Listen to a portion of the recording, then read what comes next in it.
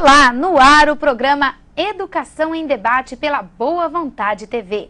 Ao seu coração dedicamos a saudação legionária. Deus está presente, viva Jesus, em nossos corações para sempre.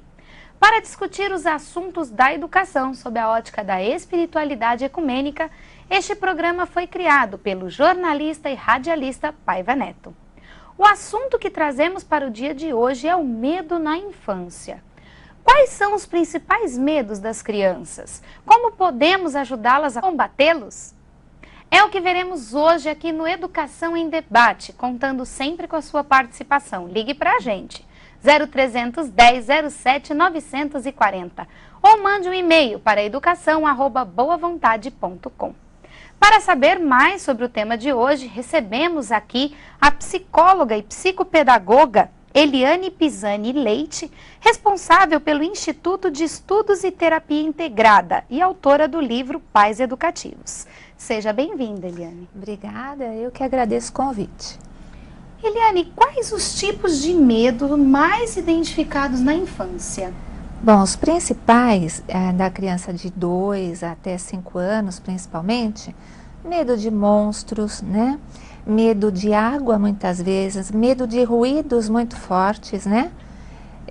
E medo de ladrões também, principalmente o pessoal que vive em sociedades mais capitalistas, né? É a questão sempre que é veiculada nos carros, nas casas. Então, esses são os principais. E medo do escuro também.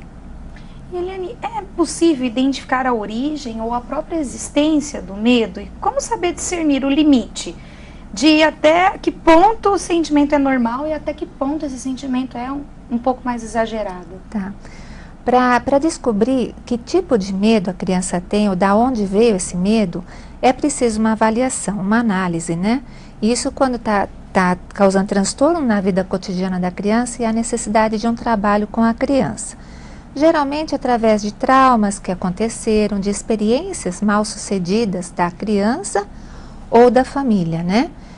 Ou às vezes mesmo, por exemplo, aquela criança pequena que o pai leva para dentro do mar para conhecer o mar, né? E vai de uma vez, a criança assusta porque vem uma onda.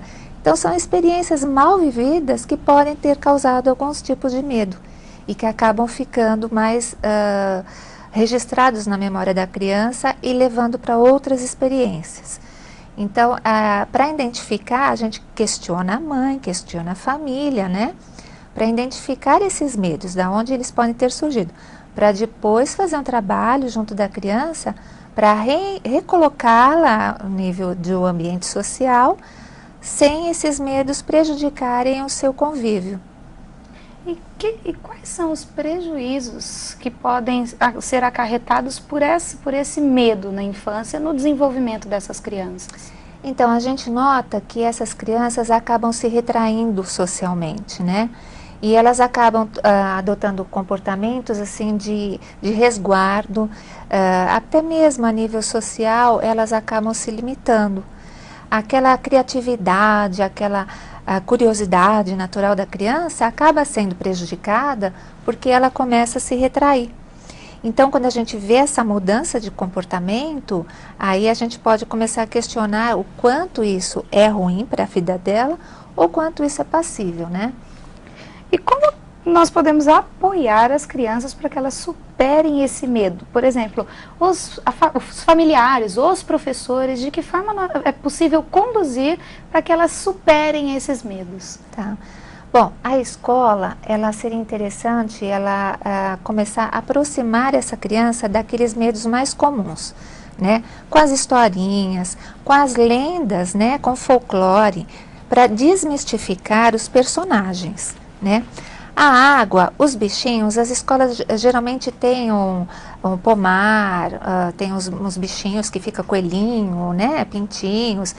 Para aproximar a criança da natureza, que hoje, principalmente em cidades como São Paulo, acaba ficando muito em desvantagem as crianças do interior, da roça, né? Porque elas acabam se afastando desse mundo e aí quando tem o contato acaba tendo medo, né? Então é necessário esclarecer os pais, é necessário fazer os trabalhos educativos dentro de sala de aula e recreativos para dinamizar essa criança no convívio com a água, com o escuro, com os bichinhos, enfim, tudo aquilo que a gente sabe, com os ruídos muitas vezes também, porque as crianças, quando escutam ruídos muito fortes também, elas acabam assustando, né? Familiarizar, deixar uma coisa muito natural, que é uma coisa do dia a dia, e é bom, né? Eu convivo com tudo isso. E a escola, como ela fica muito tempo com a criança durante a semana, muitas vezes mais tempo do que o próprio pai e a mãe, então ela tem esse atributo, vamos dizer assim, de colocar no seu dia a dia, na rotina escolar, essa forma de aproximar a criança do que pode causar os medos. Bom, deixa espaço então para suas considerações em relação a esse tema e a mensagem para todos que estão nos ouvindo. Tá. A consideração é assim, o medo, ele é um reflexo natural do ser humano.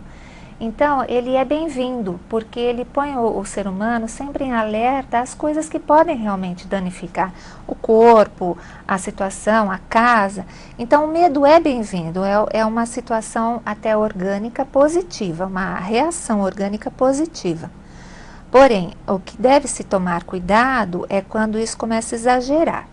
E hoje em dia, infelizmente, na nossa sociedade, nós já temos uma situação de pânico em crianças muito pequenas. Crianças de 4, 5 anos já apresentam pânico, medo excessivo, ansiedade exagerada, que antes era só identificado e diagnosticado em adultos. Então, hoje a gente tem que tomar um pouco mais de cuidado em ver o quanto esse medo está prejudicando a vida social dessa criança para fazer uma intervenção, para que isso na adolescência não se transforme em pânico, em uma situação muito delicada, com remédios, com acompanhamento psiquiátrico, o que está muito, muito em voga hoje. Acontece em inúmeros casos. Então, é necessário tomar bastante cuidado e atenção com a criança. Não achar que tudo é passageiro, daqui a pouco vai passar. É melhor tomar cuidado e olhar com um pouco mais de carinho os medos da sua criança. Uma coisa muito importante hoje em dia é a situação dos pais aproximarem a criança de uma religiosidade. Porque para a criança que já é pequena, vive mais tempo longe dos pais que trabalham, sentir-se sozinha no mundo causa um certo incômodo à criança, porque ela fica mais à mercê de medos. Quando ela percebe que ela não é só no mundo, através de seja lá qual for a religião, ela entende que tem algo superior a nós, que guia tudo isso e que nos protege. E isso acalma a criança, além de amenizar e também deixar o seu coração mais próximo à sociedade. Eliane, agradeço então a sua participação no programa de hoje. Tá, eu que agradeço e muito obrigada e espero que tenha servido de instruções às pessoas. Conversamos com a psicóloga e psicopedagoga Eliane Pisani Leite, responsável pelo Instituto de Estudos e Terapia Integrada e autora do livro Pais Educativos. No próximo bloco, continuaremos a falar deste assunto trazendo os conceitos da pedagogia do afeto e da pedagogia do cidadão ecumênico, que integram a proposta educacional criada pelo educador Paiva Neto, aplicada nas escolas e ações socioeducativas da Legião da Boa Vontade. Permaneça na audiência da Boa Vontade TV. Até já!